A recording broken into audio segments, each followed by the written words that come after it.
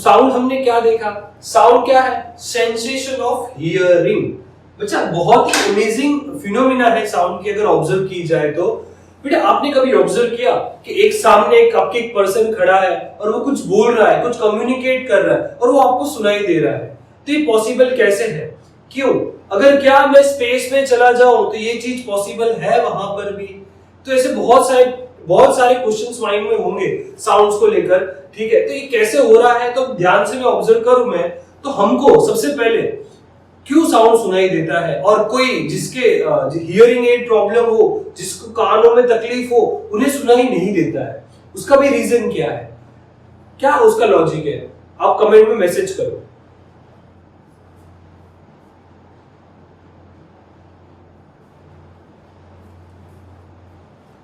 Sound क्या है? Sensation of hearing. Sensation of hearing का मतलब क्या? सेंसेशन मतलब कोई चीज को हम देख नहीं सकते बट हम सेंस कर सकते, फील कर सकते हैं। तो साउंड भी वैसा ही है कि आपका कुछ दोस्त आपको कुछ बोल रहा है अच्छे शब्द, तो ठीक है, तो अच्छे शब्द आपको से कूदते हुए नहीं दिखाई देते, वो आपको फील ही होता है। तो ऐसा क्यों?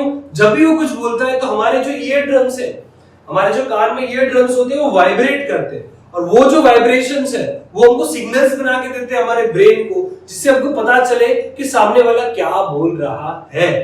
तो ऐसा जरूरी नहीं कि हर बार सबके साथ ऐसा ही हो, ठीक है? अगर आप ईयरफोन वगैरह ज्यादा यूज करोगे या फिर किसी को अगर कान में प्रॉब्लम है तो उन लोगों को क्या होता है?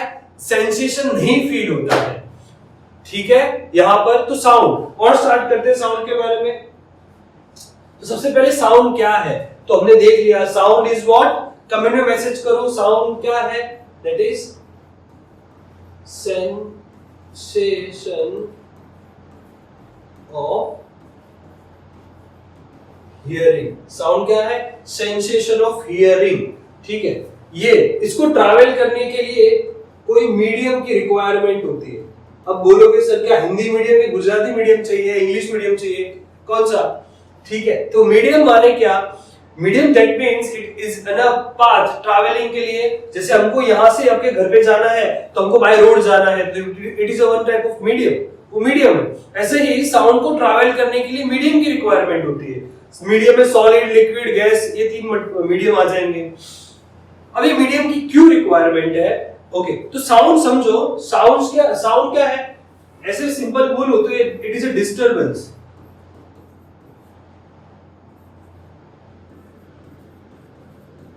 In medium. मीडियम में डिस्टरबेंस होना कैसा? सपोज एक मैं थ्रेड ले लेता हूं यहां पर और उसको एक एंड से मैं इसे वाइब्रेट करवाता हूं, तो क्या होगा? उसका वाइब्रेशन दूसरे एंड तक जाता है।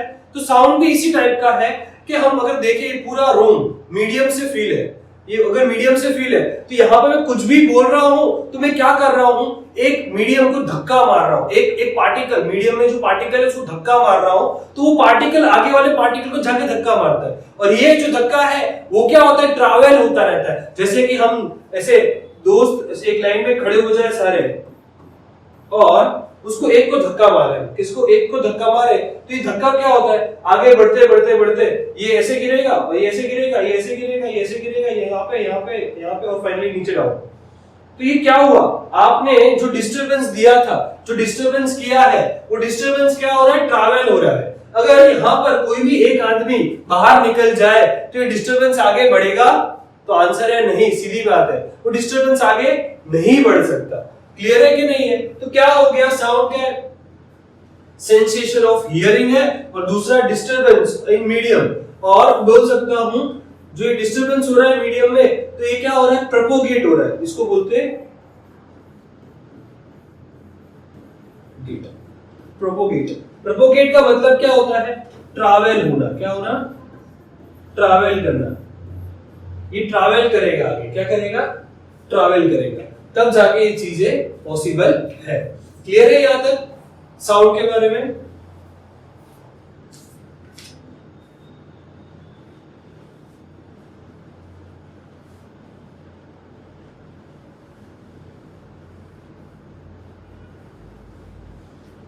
अब कंडीशन क्या है? Condition must be fulfilled, okay, for sound, मतलब साउंड का ट्रैवलिंग होने के लिए, प्रोपोगेशन के होने के लिए या प्रोडक्शन होने के लिए क्या क्या चीजें रिक्वायरमेंट है? तो देखो सबसे पहली चीज हमको क्या चाहिए, सर आपने क्या बताया, साउंड क्या होता है, डिस्टरबेंस। हम जो डिस्टरबेंस करेंगे तो उसी को हम साउंड बोलेंगे। कैसे, देखो मान लो ये दूरी है और भैया आपने ना ऐसे इसको कर दिया तो ये फिर थोड़ी आगे जाएगी, ऐसे जाएगी, ये डिस्टरबेंस और आगे गया, ये डिस्टरबेंस फाइनली एंड हो गया। तो ये जो डिस्टरबेंस ट्रैवल हो रहा है इसी टाइप का साउंड होता है, ठीक है। तो डिस्टरबेंस होने के लिए सबसे पहले क्या चाहिए, vibrating body. Okay, so first condition, you need a vibrating body for creating a disturbance. आपको डिस्टरबेंस क्रिएट करने के लिए वाइब्रेटिंग बॉडी चाहिए। जो दूसरी चीज हमें जिस चीज की जरूरत है वो है, ये वाइब्रेशन करोगे पर वो वाइब्रेशन को मीडियम में होना चाहिए। क्या होना चाहिए, मीडियम। वो भी मीडियम भी कैसा होना चाहिए, इलास्टिक मीडियम। कैसा चाहिए, elastic medium is required for the propagation of sound.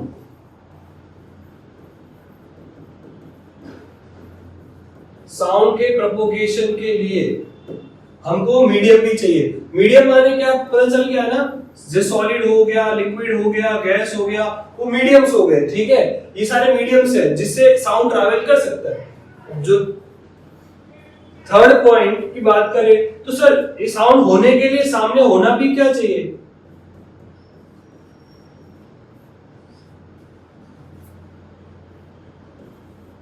एक सामने रिसीवर तो होना चाहिए। रिसीवर होगा तो ये क्या होगा, मेरा साउंड सामने वाले इंसान को सुनाई देगा, ठीक है।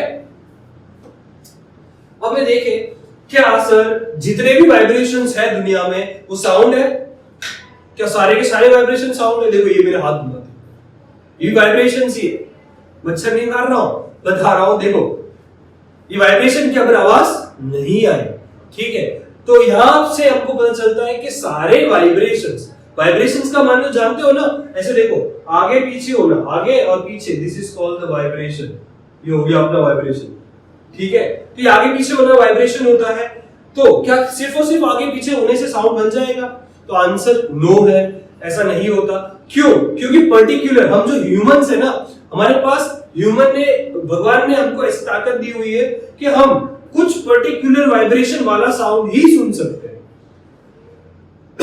हम कुछ पर्टिकुलर वाइब्रेशन वाला साउंड ही सुन सकते हैं, उसके ना तो ज्यादा ना तो कम हम सुन सकते हैं। तो इसी वजह से मैंने 3 टाइप के साउंड को कैटेगराइज किया आपको इजी बनाने के लिए। सबसे पहले बोलो इंफ्रासोनिक साउंड, फिर आएगा ऑडिबल साउंड, तीसरा आएगा अल्ट्रासोनिक साउंड। वापस से बोलो इंफ्रासोनिक साउंड, फिर बोलो ऑडिबल साउंड, तीसरा बोलो अल्ट्रासोनिक साउंड। इंफ्रासोनिक 20 से कम, ह्यूमन वाला इंफ्रासोनिक 20 से कम, ह्यूमन वाला 20 से 20,000, और 20,000 के ऊपर अल्ट्रासोनिक, ठीक है। इंफ्रासोनिक 20 से कम, 20 से 20,000 ऑडिबल साउंड, और 20,000 के ऊपर अल्ट्रासोनिक साउंड। क्लियर है ये। तो अब वन बाय वन देखेंगे। तो इंफ्रासोनिक साउंड जो है बच्चा, वो साउंड जो रहता है ऐसी बॉडी जो वाइब्रेशन करे 20 वाइब्रेशंस पर सेकंड से भी कम वाइब्रेशन करे, उसको बोलते हैं हम इंफ्रासोनिक साउंड। ऐसी वाइब्रेशन जो 20 बार से भी कम वाइब्रेट करे 1 सेकंड में, उसको बोलते हैं हम इंफ्रासोनिक साउंड। दूसरी चीज, अगर कोई बॉडी 20 या 20,000 टाइम 1 सेकंड में ट्रैवल करे या वाइब्रेट करे, उसको अपने बोलेंगे ऑडिबल साउंड, जो ह्यूमन परस्यू कर सकता है, सुन सकता है। तो देखो अगर कोई बॉडी वाइब्रेट करती है फ्रीक्वेंसी कौन से, लेस देन 20, कितना, लेस देन 20, तो उसको अपने बोल देते हैं इंफ्रासोनिक साउंड। और ये जो इंफ्रासोनिक साउंड है ना, हमारा ह्यूमन ईयर उसे सुन नहीं सकता, हमारे उसके जो कान है वो उसे सुन नहीं सकते।